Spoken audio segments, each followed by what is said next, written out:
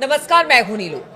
तो इजराइल और हमास के बीच जंग रोज ब रोज अब तेज होती चली जा रही है। अगर कल की बात की जाए तो कल एक बार फिर से इजराइल ने गजा में घुसकर हमले किए। वहीं अगर हमास की बात की जाए, उसका कहना है कि जो टैंक अंदर दाखिल हुए हैं वो हम अब बाहर निकलने नहीं देंगे। यानी अब वहां पर जो हमास है वो भी हमले की तैयारी में है। इसको लेकर वहां पर क्या स्थिति बनी हुई है, इजराइल क्या सोच रहा है, बातचीत करने के लिए मयंक मेरे साथ जुड़ गए हैं। मयंक, अगर बात की जाए, इजराइल रोज हमले कर रहा है, खास तौर पर अगर गजा की बात की जाए, चाहे नॉर्थ गजा हो या फिर साउथ गजा हो। अब तो पहले तो मिसाइल से अटैक हुए, अब वहां पर टैंक यानी कि ग्राउंड पर अब अटैक शुरू हो गए हैं।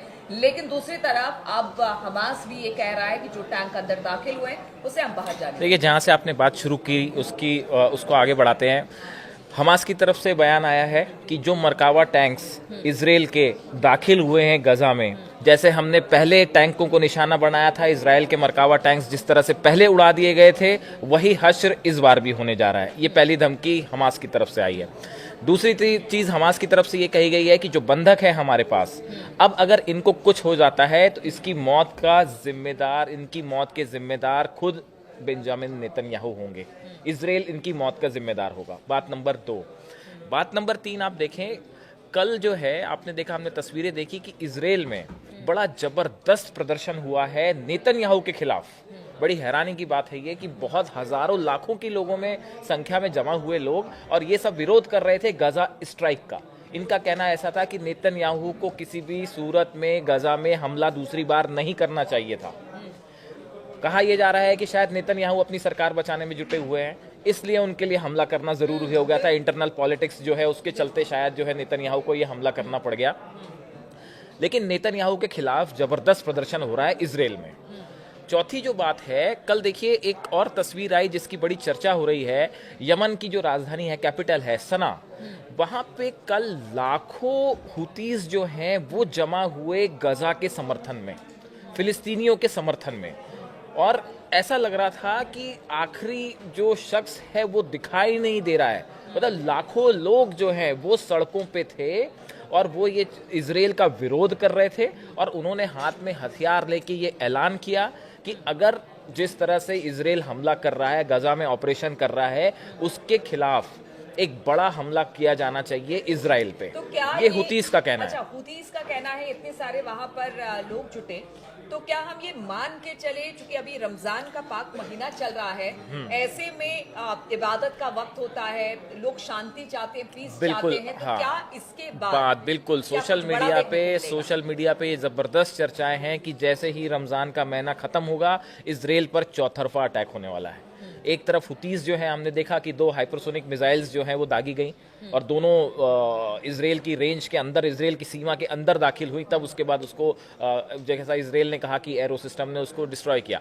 लेकिन ऐसा बताया जा रहा है, ऐसा मानना है कि कुछ एक्सपर्ट्स का भी मानना है कि जैसे ये रमज़ान ख़त्म होगा, महीना ईद जैसे ही होएगी, उसके बाद एक बार फिर जो है इजराइल को बड़ा जवाब मिलने वाला है इस गजा के हमले का। अब वो किस रूप में होगा? ड्रोन अटैक्स हो सकते हैं, हमास की तरफ से हमले हो सकते हैं, हुतीस की तरफ से हमले हो सकते हैं, और ईरान का क्या भूमिका होगी इस पे भी नजर रखनी होगी।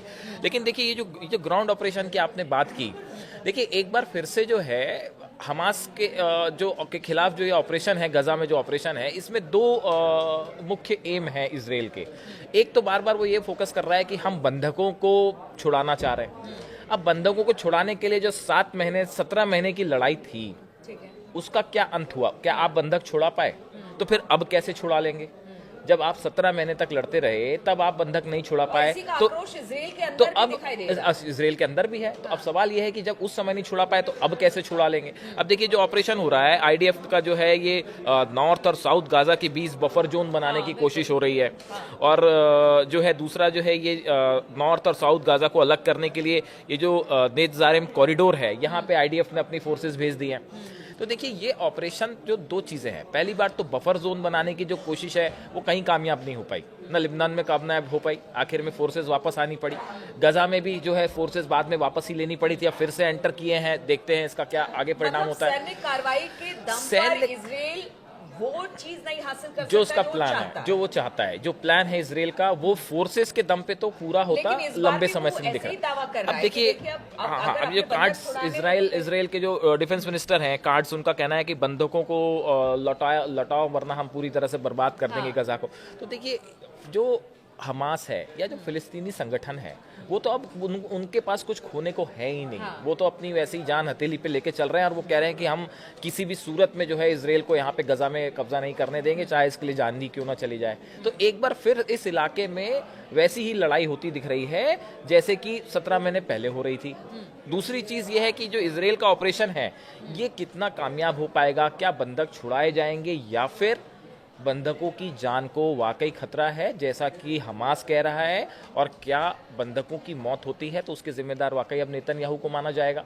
तो ये बड़ी सारी चीजें हैं। और दूसरा देखिए, अब इस पूरे मैटर में आगे ट्रंप की क्या भूमिका होती है, क्या फिर से एक प्रकार से पीस टॉक्स का प्रेशर बनाने की कोशिश है, या पीस टॉक्स अब खत्म ही हो चुके हैं। ये कई ऐसे सवाल हैं जिनका जवाब मिलेगा कुछ दिनों में। लेकिन फिलहाल तो ये है कि जो इसराइल का ऑपरेशन है, इस ऑपरेशन का परिणाम एक सामने बड़ा भीषण युद्ध होता फिर से दिखाई दे रहा है। मतलब अगर एक सवाल का जवाब और दीजिए, चूंकि नेतन्याहू की बात की जाए, पॉलिटिकल प्रेशर अपने ही घर के अंदर यानी बहुत ज्यादा है नेतन्याहू पर, लेकिन दूसरी तरफ बंधक भी है, उनको भी छुड़ाना है। तो क्या अपने पॉलिटिकल करियर को ऊपर रखकर उन्होंने बंधकों की जान दांव पे लगा दी है? हाँ, जान दांव पे लगा दी, ऐसी चर्चाएं हैं सोशल मीडिया पे भी।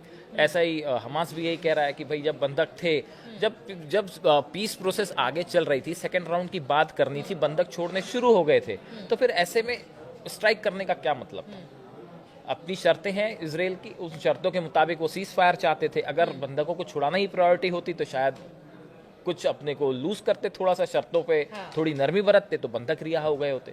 तो अब कुल मिला के एक बार फिर ये रीजन जो है वो बड़े युद्ध को फेस कर रहा है। बिल्कुल। तो जो नेतन्याहू है, उनकी राजनीति उनके अपने लोगों पर भारी पड़ गई है, और इसी राजनीति को बचाने या फिर पॉलिटिकल करियर को बचाने के लिए नेतन्याहू ने एक बड़ा हमला हमास और गजा पट्टी पर किया है। लेकिन इसके क्या परिणाम होंगे ये तो आने वाले वक्त में ही पता चल पाएगा, क्योंकि देखिए इस वक्त रमजान का महीना है और जिस तरह से लगातार घुसकर गजा के अंदर वार कर रहे हैं नेतन्याहू या फिर इजराइल वार कर रही है, उसके वार के जवाब में किस तरह से हमास की तरफ से अब जवाब मिलेगा, इस पर हमारी नजर बनी रहेगी। आप बने रहिए हमारे साथ।